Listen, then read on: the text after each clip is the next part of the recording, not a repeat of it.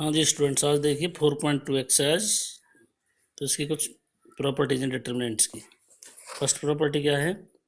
The value of determinant remains unchanged if its rows are interchange into columns and column into rows. तो क्या कह रहा है? Determinant की वैल्यू चेंज नहीं होती अगर डिटर्मिनेंट की रो कॉलम को आपस में चेंज कर दें। तो रो को कॉलम बना दें, कॉलम को रो बना देते हैं, तो वैल्यू चेंज नहीं होती है।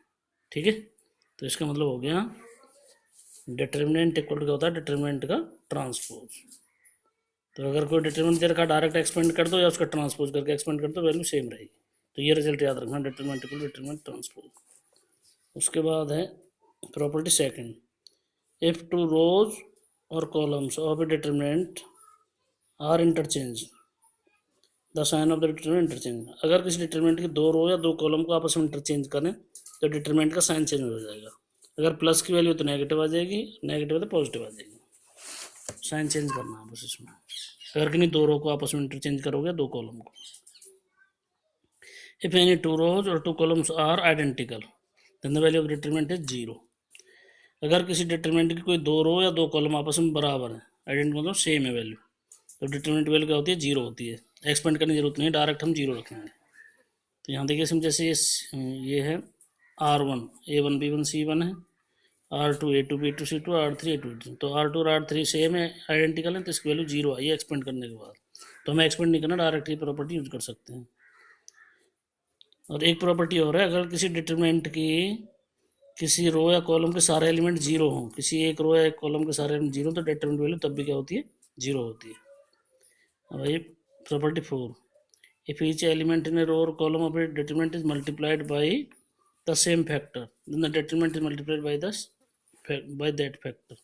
इसने बोला है, समझना तुम्हें ये है कि अगर तुम्हें डिटरमिनेंट में किसी स्केलर क्वांटिटी से मल्टीप्लाई करनी है तो या तो किसी एक रो में करोगे या एक कॉलम। ठीक है,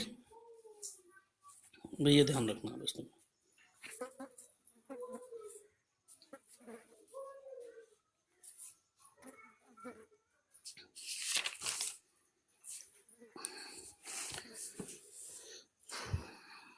उसके बाद property five, if each element of a row और column of determinant express as a sum of two or more terms then the determinant can be expressed as the sum of the two or more determinant। अगर किसी determinant की कोई एक रो या एक column के element दो टर्मों के सम के रूप में लिखे हुए हैं, जैसे ऐसे लिखे हुए हैं, जैसे ये लिखा हुआ है, तो इसमें जो फर्स्ट कॉलम के एलिमेंट है दो टर्मों के सम में लिखे हुए हैं, A1 plus alpha one, A2 plus alpha two, A3 plus alpha three, इस तरीके से। बाकी C2 C3 ऐसे ही। तो हम इसको लिख सकते हैं दो डिटरमिनेंट सम के रूप में। कैसे लिखेंगे? तो जो कॉलम के जो पहले एलिमेंट है, पहले तो वो ले लिया हमने, A1 B1 C1, A1 A2 A3, ये अल्फा वाले छोड़ दिए अभी। फिर सेकंड कॉलम लिख दिया, थर्ड लिख दिया, प्लस का साइन, फिर जो सेकंड एलिमेंट था वो लिख लिया, alpha one alpha two alpha three, बाकी दोनों कॉलम ऐसे ही।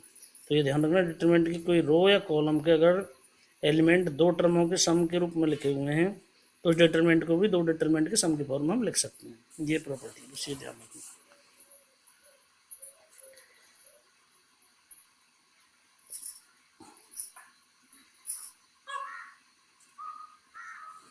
प्रॉपर्टी सिक्स है, the value of the determinant is unaltered if to each element of any row or column be added some multiple k of the corresponding elements of any other row और column. जिसने बोला किसी रो को किसी दूसरी रो में multiply कर दो किसी स्केलर क्वांटिटी से इंटू करके, किसी रो को किसी दूसरी रो में ऐड कर दो किसी स्केलर क्वांटिटी से मल्टीप्लाई करके या माइनस कर दो, या किसी कॉलम को किसी दूसरे कॉलम में ऐड कर दो किसी स्केलर क्वांटिटी से मल्टीप्लाई करके या माइनस कर दो, तो डिटरमिनेंट की वैल्यू चेंज नहीं होती है। जैसे ये इन्होंने किया है, इन्होंने C1 में C2 को ऐड किया K से मल्टीप्लाई करके, जो वैल्यू यहाँ से आई थी निकल के वही वैल्यू यहाँ से आएगी, कोई फर्क नहीं पड़ेगा इस पर।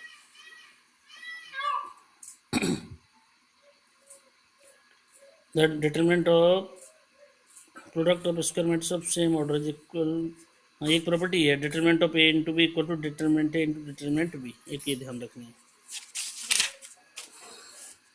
तो ये प्रॉपर्टी है। अब एक्सरसाइज पर आ जाइए।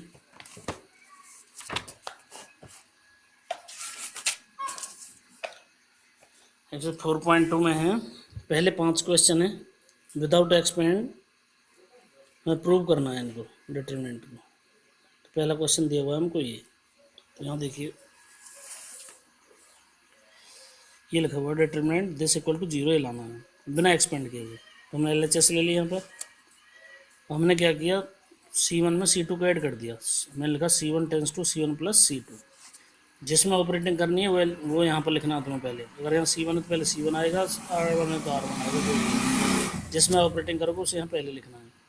तो हमने इसका मतलब है कि C1 में हमने C2 को ऐड किया है, तो C1 में C2 को ऐड कर दो। कैसे ऐड करते हैं, फर्स्ट एलिमेंट में फर्स्ट को, सेकंड में सेकंड को, थर्ड में थर्ड को। तो ये लिख दिया x plus A Y plus B Z plus, बाकी ऐसे ही रहेंगे और किसी में चेंजिंग नहीं होगी। जिसमें ऑपरेटिंग किया चेंजिंग सिर्फ उसमें होगी। अब देखो ये C1 और C3 दोनों एक जैसे हो गए, तो इसकी वैल्यू 0 हो गई बिना एक्सपेंड किए, even because C1 and C3 are identical. ये यार अच्छे से हो गया प्रूफ। सेकंड है, सेकंड में डिटरमिनेंट दिया होता है, ये भी 0 लाना था, तो मैंने LHS ले ली। अब ऑपरेटिंग किया मैंने R1 tense to R1 plus R2 plus R3। R1 में R2 और R3 दोनों को ऐड किया। तो कैसे करना है ऐड, ये R1 के 3 एलिमेंट है, फर्स्ट सेकंड थर्ड। पहले में पहले एलिमेंट ऐड करने हैं, दूसरे में दूसरे, तीसरे में तीसरे। तो दिस प्लस दिस करेंगे तो A minus B plus B minus C plus C minus C करेंगे तो B से B कैंसिल, C से C, A से 0 आ जाएगा। ऐसे यहाँ पर इनको ऐड करोगे 0 आ जाएगा, 0। तो R1 के सारे एलिमेंट 0 हैं, तो इसकी वैल्यू क्या हो जाएगी डिटरमिनेंट की 0 हो जाएगी। तो ये हमारा RHS हो गया प्रूफ। उसके बाद है क्वेश्चन नंबर 3। थर्ड में क्या था, LHS हमारे पास ये भी 0 लाना था, ये LHS है। मैंने C3 में से C1 माइनस, जरूर नहीं जो ऑपरेटिंग में करो तुम ये करो, कुछ और भी कर सकते हो, तुम्हारी मर्जी है। यहाँ पर ये भी यूज कर सकते हैं, C1 tense to C1 plus 9C2। इसमें 9 से इंटू करके इसमें प्लस कर दो, तब यहाँ पे 65, 75, 86 आ जाएगा, तो ये बराबर हो जाएंगे। लेकिन मैंने क्या किया, पहले C3 में से C1 माइनस के मैंने ऑपरेटिंग किया C3 माइनस C1। तो C1 ऐसे लिख लिया, C2 ऐसे, C3 माइनस C1 कर लिया, ये आ गया। अब C3 में से 9 कॉमन ले लिया हमने इसमें से। तो 9 कॉमन लेने का मतलब है जितने भी एलिमेंट है C3 में सभी को 9 से डिवाइड करोगे। तो 9 तो बाहर आ गया, यहाँ पर 9 से डिवाइड कर दो C3 में, 63 में डिवाइड कर दो, 72 में, 81 में। C3 में जितने एलिमेंट है सारे एलिमेंट 9 से डिवाइड हो जाएंगे, ये आ गया। और देखो C2 और C3 की वैल्यू सेम है, तो ये 0 हो गया, तो equal to 0 because C2 and C3 are identical, तो बराबर RHS है। ठीक।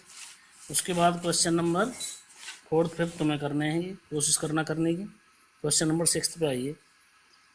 इसने वैसे इसमें बोला कुछ नहीं है, इसको बराबर 0 लाना है, लेकिन विदाउट एक्सपेंड किया मैंने। एक तरीका तो ये सीधे LHS लिख लो और एक्सपेंड कर दो तो सीधा कॉलम को 0 आ जाएगा। विदाउट एक्सपेंड भी आ सकता है, तो विदाउट एक्सपेंड के लिए ये तरीका है। लेट मैंने इसी डिटरमिनेंट मान लिया, इसको डेल्टा से बन कर दिया होगा, डिटरमिनेंट इक्वल टू दिस।